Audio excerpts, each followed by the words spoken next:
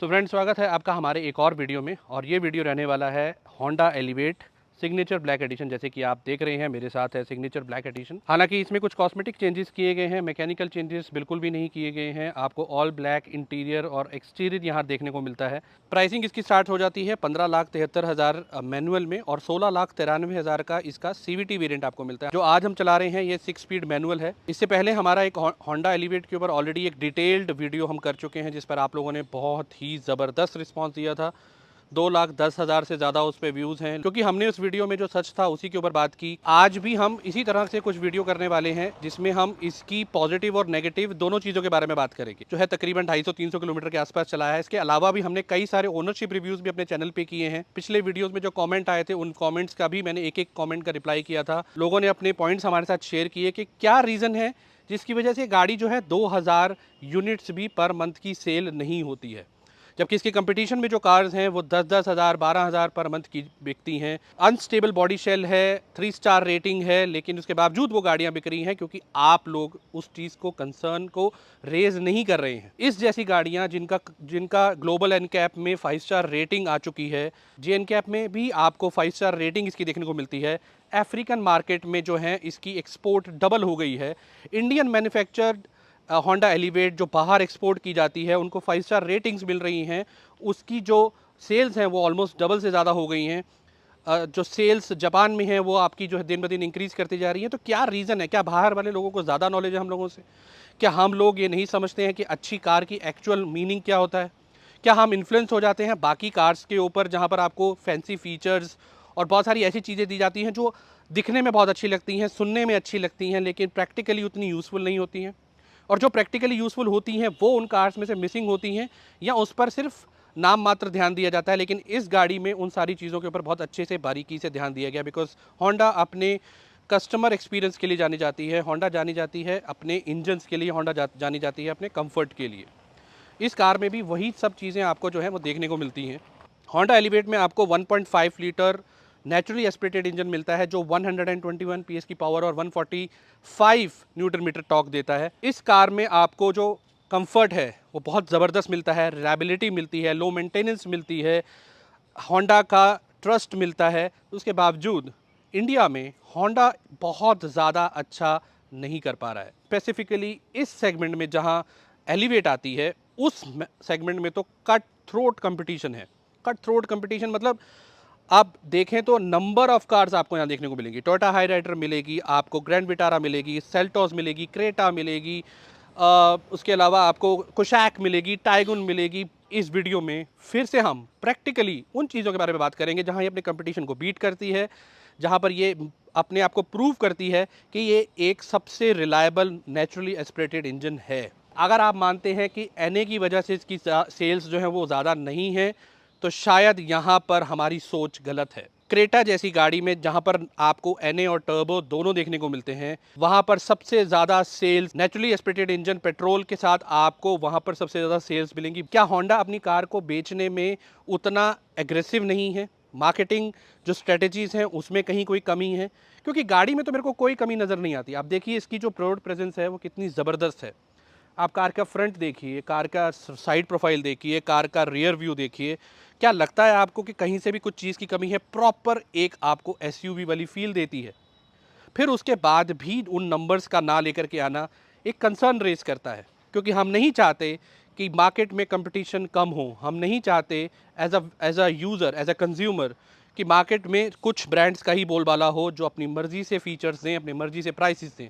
Because reliability एक ऐसी चीज़ है जो रातों रात नहीं कमाई जाती, और होंडा ने वो reliability over the year of 10 years 12 years कमाई है। एलिवेट ने भी स्टार्ट बहुत ज़बरदस्त किया था, 6,500 यूनिट्स पर मंथ से बिकनी स्टार्ट हुई थी, लेकिन कंपटीशन ऐसा बढ़ गया कि आज ये 2,000 पर मंथ भी नहीं निकल रही है। आपको 3 ईयर्स की अनलिमिटेड किलोमीटर की वारंटी होंडा देता है, लेकिन क्या आप जानते हैं 10 साल तक आप एक्सटेंडेड वारंटी ले सकते हैं, 10 ईयर्स की इंजन वारंटी। अगर मुझे पता है कि मेरी चीज़ बहुत ज़बरदस्त है तो ही मैं उसकी इतनी लंबे टाइम तक वारंटी लूँगा। ऐसे ऐसे ओनरशिप रिव्यूज़ किए हैं जहाँ 12 साल 13 साल 15 साल चलाने के बाद भी ओनर कह रहा है यार इस कार को मैं कैसे निकाल दूँ, आज भी इसका इंजन जो है एकदम स्मूथ है, बाहर आराम से मेंटेन हो जाता है, सर्विस कॉस्ट बहुत कम है। यहाँ पर कुछ पॉइंट्स हैं जो होंडा को भी सोचने की ज़रूरत है और समझने की ज़रूरत है। यहाँ पर फीडबैक आप कंज्यूमर्स के लिए भी रहेगा और यहाँ पर फीडबैक होंडा के लिए भी रहेगा। तो शुरू करते हैं इस वीडियो को। तो चलिए ड्राइव स्टार्ट करते हैं होंडा एलिवेट की, और मैं इसका जो मीटर है उसको रीसेट कर देता हूँ। ये मैंने बी को जो है रीसेट कर दिया है और आप देख सकते हैं ट्रिप बी जो रीसेट हो गई है। अब ट्रिप ए में मैं 226 किलोमीटर ऑलरेडी चला चुका हूँ। सो इसका हम एक माइलेज भी थोड़ा सा निकालेंगे, जितना हम 20-25 किलोमीटर 30 किलोमीटर चलाएंगे उसके बाद इसका माइलेज भी निकालेंगे और देखेंगे कि कितनी माइलेज इसकी निकल के आती है उतने 25-30 किलोमीटर की रेंज में। इसको हम सिटी में चलाएंगे, इसको हम हाईवे पे चलाएंगे, ट्रैफिक में चलाएंगे, और कोशिश हमारी ये रहेगी कि हम थ्रू आउट जैसे एक normal office going person car को चलाता है। बिकॉज आप कभी भी कार को या तो सिर्फ सिटी में या सिर्फ हाईवे पे नहीं चलाएंगे, आप हमेशा मिक्स ही चलाएंगे। आप बम्पर टू बम्पर ट्रैफिक में रहते हैं तो किस तरह से परफॉर्मेंस आती है, या फिर जब आप हाईवे पे जाते हैं और उसको भगाते हैं, आप इसको जब ओवरटेक करने की कोशिश करते हैं तो क्या सडन टॉक आपको मिलता है, सडन परफॉर्मेंस आपको मिलता है। अच्छा, मैंने जैसे आपको वीडियो के स्टार्टिंग में भी बताया कि ये अब इंडिया में मैन्युफैक्चर होती है, इंडिया के प्लांट से मैन्युफैक्चर होती है और बाहर एक्सपोर्ट की जाती है। बाहर की मार्केट में इसकी जो डिमांड है वो बढ़ती जा रही है। जापान में ये WRV के नाम से बिकती है, इंडिया में हम इसे एलिवेट के नाम से जानते हैं। होंडा एलिवेट आपको CVT और मैनुअल दोनों गियर बॉक्स में मिलती है। हम अभी चला रहे हैं 6 स्पीड मैनुअल। इससे पहले हमने जो अपना वीडियो किया था वो CVT में किया था। तो अच्छी चीज़ ये है कि दोनों चीज़ों को हम कंपेयर कर पाएंगे। CVT स्पेसिफिकली मुझे बहुत बढ़िया लगा था, बहुत पसंद आया था। अभी जैसे मैं मैनुअल चला रहा हूँ, गेयर्स जो शिफ्टिंग है बहुत स्मूथ है, और बहुत अच्छी चीज़ ये है कि आपके जब हाथ में कंट्रोल रहता है पूरा, तो ऑब्वियसली फिर आप अपने अकॉर्डिंगली गियर शिफ्टिंग करते हैं। टॉप गियर में मैं इस टाइम हूँ और टॉप गियर पे मैं 60 की स्पीड पे चला रहा हूँ, और तकरीबन इस टाइम जो RPM है 1700-1800 RPM के आसपास है। और मैं आपको बताऊँ कि जैसे ही मैं इसकी स्पीड जो है वो इंक्रीज करूँगा तो ये 1500 RPM से नीचे आ जाता है, यानी कि काफ़ी शांत हो जाता है। लेकिन इसका मतलब ये नहीं है कि हम इसमें ये चीज़ नहीं बताएंगे कि NVH की प्रॉब्लम है कि नहीं है, बिकॉज मुझे पता है कि जब सबसे पहले लोग होंडा एलिवेट की बात करते हैं ना, तो उनके दिमाग में आता है यार इसमें NVH लेवल्स बहुत ज़्यादा है। अब ये ना थोड़ा सा स्टेटमेंट ऐसा है जो समझने वाला है। क्या होता है जब आप इसको 70-80 से जब स्पेसिफिकली ऊपर जाते हैं ना, तो NVH इसका थोड़ा सा आपको अंदर सुनाई पड़ता है। नेचुरली एस्पिरेटेड इंजन जो 1.5 लीटर पेट्रोल आपको मारुति में मिलता है, उसमें भी बात करें आपको आवाज़ उसमें भी आएगी, ऐसा नहीं है। अभी जैसे इस टाइम पे मैं हूँ तकरीबन 1200-1300 के RPM के आसपास है, 6th गियर पे इस टाइम है, and I am on 50 right now. Low and talk बहुत ज़बरदस्त है, 50 इवन की 40 की स्पीड पे, 35 की स्पीड पे भी टॉप गियर पे मैं हूँ, और कोई ऐसा नहीं फील हो रहा है मुझे कि यार इंजन में कोई गड़गड़ की कोई आवाज़ आ रही है, कुछ ऐसा। बिल्कुल स्मूथ इंजन है। अब देखिए उसी गियर अलाइनमेंट पर मैंने इसको वापस एक्सेलरेट करके 60 पे ले गया हूँ। यहाँ पर आपको गियर शिफ्ट करने की जरूरत नहीं है कि छोटे गियर पे डाल करके फिर उठाएंगे फिर वापस बड़े गियर पे डालेंगे, ऐसा करने की बिल्कुल ज़रूरत नहीं है। आपकी गियर शिफ्टिंग मिनिमम रहती है, विच इज़ वेरी गुड। ये एक बहुत ही अच्छे इंजन की पहचान है।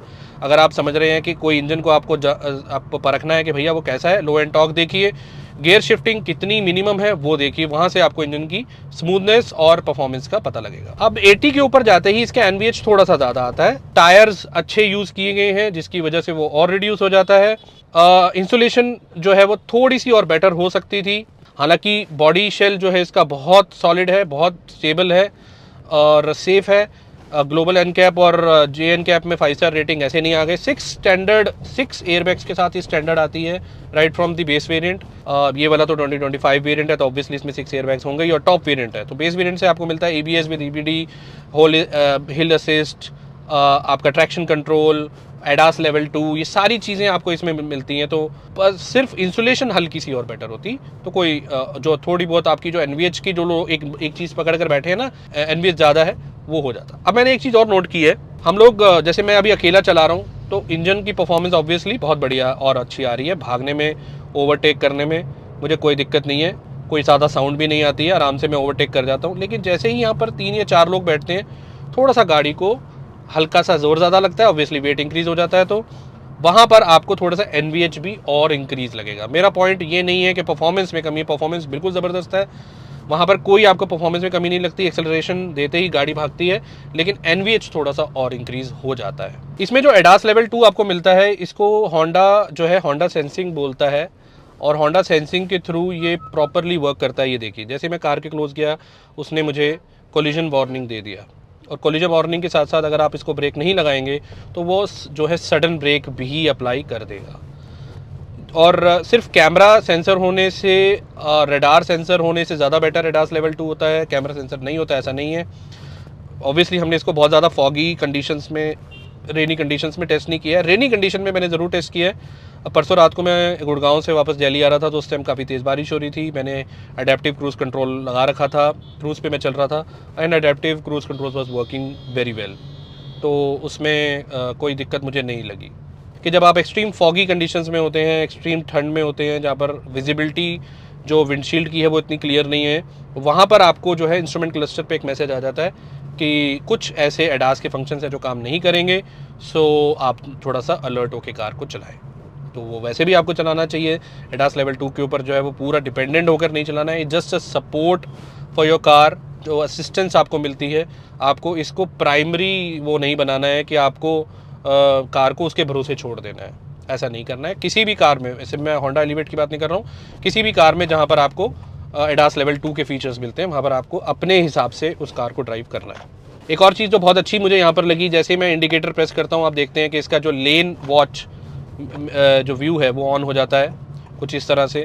तो 360 डिग्री कैमरा आपको ज़रूर नहीं मिलता है, बट आपको रियर का कैमरा और दोनों ORVMs के नीचे कैमरा यहाँ पर देखने को मिलता है, और क्लैरिटी बहुत अच्छी है, नो डाउट, बहुत शानदार है। Even in the low light conditions also it works very well. जो इसका स्क्रीन का साइज़ है वो भी बहुत बढ़िया है, 10 इंचज़ की स्क्रीन आपको मिलती है, और आप देख सकते हैं कि कार मुझे ओवरटेक कर रही है, इसका एकदम रियल टाइम व्यू मुझे मिल रहा है। एप्पल कारप्ले और एंड्रॉयड ऑटो आपको वायरलेस मिलता है। टच इसका बहुत सही है, म्यूज़िक सिस्टम बहुत अच्छा है। ये देखिए अब मेरा एंड्रॉयड ऑटो जो है वो सॉरी एप्पल कारप्ले जो है वो कनेक्ट हो गया है। 8 स्पीकर आपको सिस्टम मिलता है, और मैं कहता हूँ एक सेटल साउंड है। बहुत ज़्यादा बूम बास आपको चाहिए तो फिर वो अलग चीज़ है, नॉर्मल साउंड आपको चाहिए, अच्छी डिसेंट साउंड चाहिए, अच्छा म्यूज़िक फील करते हुए कार को चलाना है, मोर देन इनफ है, मोर देन इनफ है। सामने का जो डैशबोर्ड है, अभी एक्सट्रीम जो सनलाइट उस पर पड़ रही है तो उसका कोई ग्लेयर मुझे विंडशील्ड पे नज़र नहीं आ रहा है, विच इज़ वेरी गुड, क्योंकि कई कार्स में हम लोग फील करते हैं कि आपको डैशबोर्ड का रिफ्लेक्शन जो है वो विंडशील्ड पे फील होता है, जिससे कि आपको ड्राइव करने में थोड़ी दिक्कत आती है, लेकिन इसमें ऐसा कुछ नहीं है। स्टीयरिंग आपका टिल्ट और टेलीस्कोपिक दोनों मिलते हैं। इसमें जो रिस्पॉन्स है स्टीयरिंग का वो परफेक्ट तो नहीं मैं कहूँगा, बट बढ़िया है, अच्छा है। अच्छा, अब बात करते हैं कि ग्राउंड क्लियरेंस पे भी लोग बात करते हैं कि यार इसकी 220 mm की ग्राउंड क्लियरेंस है तो बॉडी रोल आपको इसमें फील होता है। हल्का फुल्का बॉडी रोल है यार, कोई बहुत ज़्यादा नहीं है। जब आप कार को चलाते हैं तो एक अच्छी हाइट पर बैठते हैं, एक अच्छी SUV वाली फील आती है आपको। हाइट एडजस्टमेंट जो ड्राइवर साइड है वो डेफिनेटली मैनुअल मिलता है, इलेक्ट्रिक नहीं है, बट विच इज़ ओके। मतलब कुछ चीज़ें हैं जिस पे बात करने वाली हैं, उनमें से एक ये भी है कि यार ये इलेक्ट्रिक नहीं है, मैनुअल है, बट एटलीस्ट मैनुअल है, काम करता है आपका पूरा। अभी मैंने इसको जो है थोड़ी सी हाइट अबव कर रखी है। बोनट का व्यू ज़बरदस्त, पूरा बोनट का व्यू मुझे मिल रहा है। सो ग्राउंड क्लियरेंस 220 mm जो अपने सेगमेंट में सबसे ज़्यादा है। बूट स्पेस की अगर आप बात करें तो 458 लीटर्स का बूट स्पेस मिलता है, वो भी अगेन अपनी सेगमेंट में सबसे ज़्यादा है। पीछे भी 2 लोग आप बैठ सकते हैं, हालांकि जो हेडरेस्ट है वो 3 मिलते हैं, यानी कि 5 सीटर प्रॉपर कार इसको बताया गया है। तीसरा जो बीच में बैठेगा उसके लिए थोड़ा सा हम्प आपको सेंटर में ज़रूर मिलेगा। आर्मरेस्ट भी आपको मिलता है कप होल्डर्स के साथ। 17 इंचज़ के जो आपको multi spoke black alloy wheels इसमें सिग्नेचर एडिशन में मिलते हैं। 17 इंचज़ के ही दूसरे एडिशन में भी मिलते हैं, बट वहाँ पर मल्टी स्पोक ब्लैक अलॉयज़ नहीं होते हैं, उसमें आपको जो है ड्यूअल टोन अलॉय व्हील्स मिलते हैं। ये मुझे ज़्यादा अच्छे लगे। और सबसे अच्छी चीज़ पता मुझे क्या लगी, क्रोम का यूज़ नहीं किया गया है, ऑल ब्लैक कर दिया है। आप देखें इंटीरियर भी पूरा एकदम मस्त ब्लैक है, कोई आपको क्रोम फिनिश नहीं है। इवन की जो स्टिचिंग है वो तक सारी जो है यहाँ पर ब्लैक दी गई है। AC वेंट्स वगैरह, स्क्रीन का आगे डैशबोर्ड, एवरीथिंग इज़ ब्लैक। आगे डिस्क ब्रेक और पीछे जो है वो आपको ड्रम ब्रेक मिलता है। भाई नेचुरली एस्पिरेटेड में सबसे फास्टेस्ट 0 to 100 करने में है, तो सबसे लीस्ट आपको डिस्टेंस जो है वो ब्रेकिंग डिस्टेंस इसमें मिलता है। यानी कि इसकी जो ब्रेक्स हैं वो बहुत पावरफुल हैं, बहुत इफेक्टिव हैं, तो लीस्ट डिस्टेंस पे ये कार जो है रुक जाती है। अभी अपडेट के लिए आपको बता देता हूँ कि जो आप सामने ये पूरा जो हाईवे ये देख रहे हैं, ये हाईवे है, द्वारका एक्सप्रेस वे है, और यहाँ पर अब हम अपनी स्पीड को भी इंक्रीज़ कर सकते हैं। पहले हमने जितनी भी कार चलाई है वो सिटी पे चलाई है, उसमें हमें 15.4 का जो है माइलेज मिला है, बट मैं आपको दिखा देता हूँ कि 10-11 किलोमीटर में हमारा 15.4 का जो है माइलेज यहाँ पर मिला है। सामने रोड देख सकते हैं आप, एक्सप्रेस वे है, ठीक है। 15.5 का माइलेज अभी हमें मिल रहा है। इसको हम चलाएंगे 25-30 किलोमीटर, तो बताएंगे आपको कि क्या जो माइलेज निकल कर आई है, क्योंकि बहुत लोग इसकी माइलेज पर भी बात करते हैं। कंसर्न पे आ जाते हैं। अब इसमें पुश आपको क्या क्या मिलता है, पहले तो इस पे आ जाते हैं यार।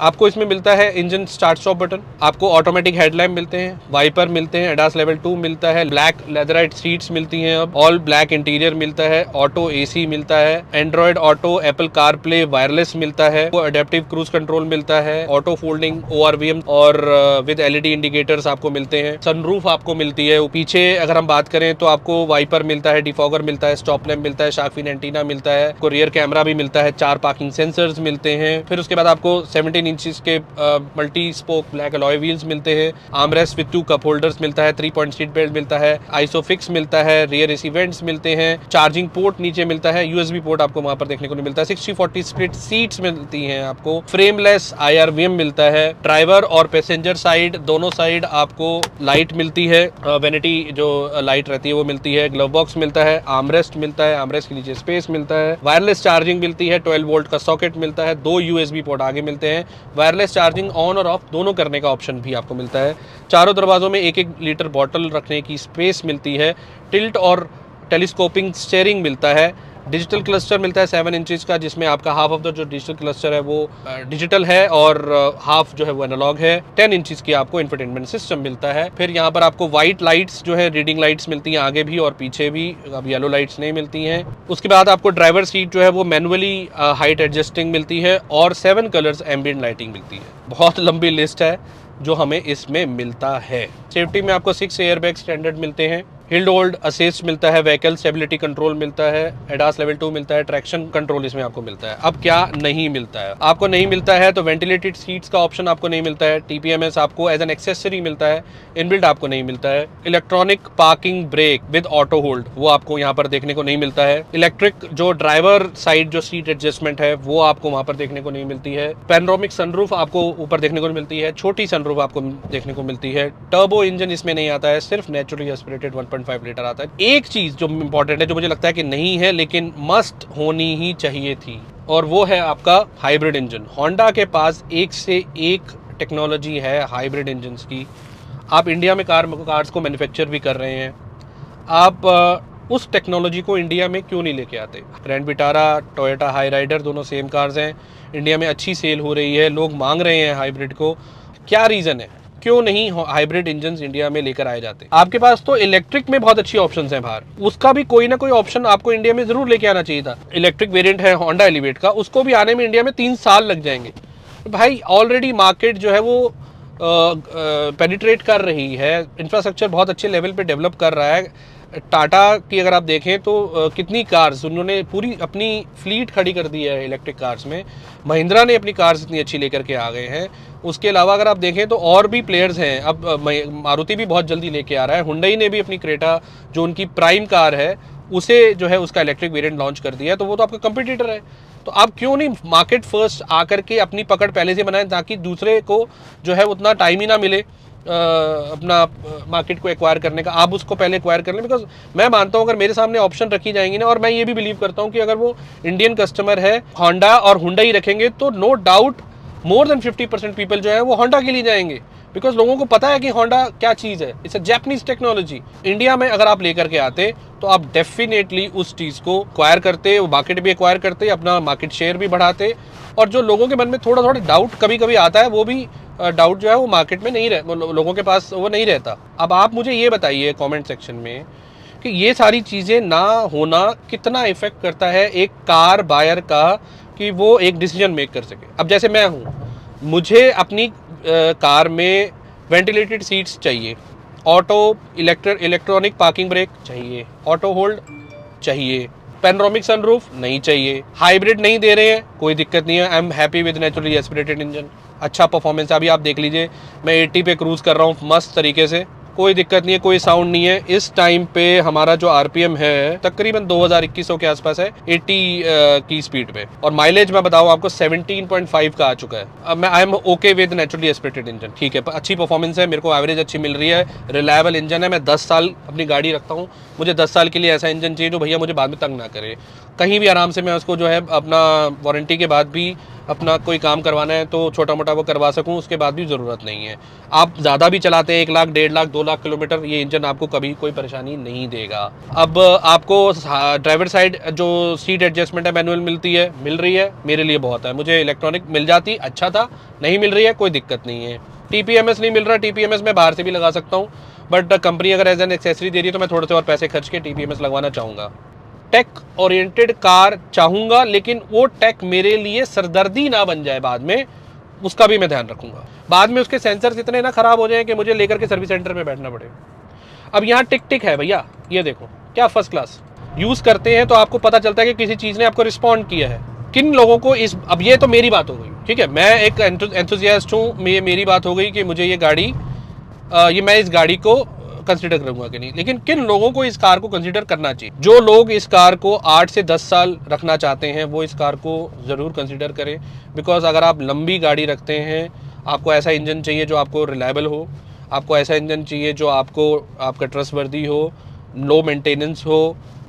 एक वर्ड में बताऊं, no nonsense car, no nonsense car चाहिए होंडा एलिवेट। आपको एक एसयूवी फील वाली कार चाहिए, होंडा एलिवेट। आगे का जो बोनट का व्यू है ना, वो आपको ऐसा फील होता है जैसे आप कोई बड़ी गाड़ी चला रहे हैं। दूसरा, अगर आप एक NA प्रेफर्ड करते हैं, आपको टर्बो से कोई लेना देना नहीं है। सबसे इंपॉर्टेंट चीज़ के टर्बो लैग से जिन लोगों को तकलीफ है, नफरत है, वो फिर NA लेते हैं, और वो NA अगर लेना चाहते हैं तो बेस्ट NA यही है। ठीक है, चला चुके हैं हम तकरीबन 27 किलोमीटर, और एक बार मैं आपको वो भी दिखा देता हूँ। इसकी माइलेज जो है वो 18.5 की आ रही है 27 किलोमीटर चलाने के बाद। और अभी हमने इसको सिटी और हाईवे मिक्स चलाया है।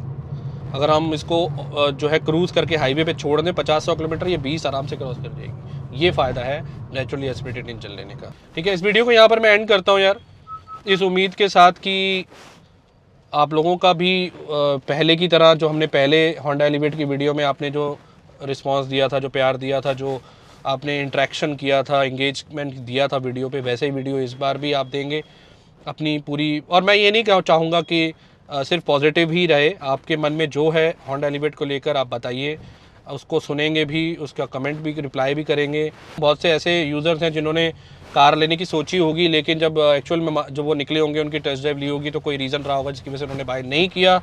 और बहुत से ऐसे ओनर्स हैं जिन्होंने जो कार ओन करते हैं होंडा एलिवेट को, उनके क्या थॉट्स हैं, उनके क्या फीडबैक हैं, क्या एक्सपीरियंसेस हैं इस कार को लेके, वो भी आप हमारे साथ शेयर कीजिए, ताकि और भी लोगों को पता चले। मेरे से ज़्यादा उस चीज़ को जानते होंगे। ज़रूरी नहीं है कि मैं जो चीज़ बोल रहा हूँ वो आपको ठीक ही लगे। नहीं ठीक लग रही है, रिप्लाई कीजिए, कमेंट कीजिए, कमेंट बॉक्स आपके लिए ही है, और उस पर एक पॉजिटिव, एक हेल्दी टॉक रखते हैं, और कोशिश करते हैं कि और ज़्यादा इंटरेक्टिव बनाएं। आई होप मैंने सारे पॉइंट्स जो हैं वो कवर कर लिए हैं जो मेरे दिमाग में थे। कुछ आपके दिमाग में अगर कोई पॉइंट है तो आप भी हमें ज़रूर बताइए, और चैनल को सब्सक्राइब ज़रूर कर लीजिए, और मिलते हैं किसी और वीडियो में। तब तक के लिए goodbye and take care.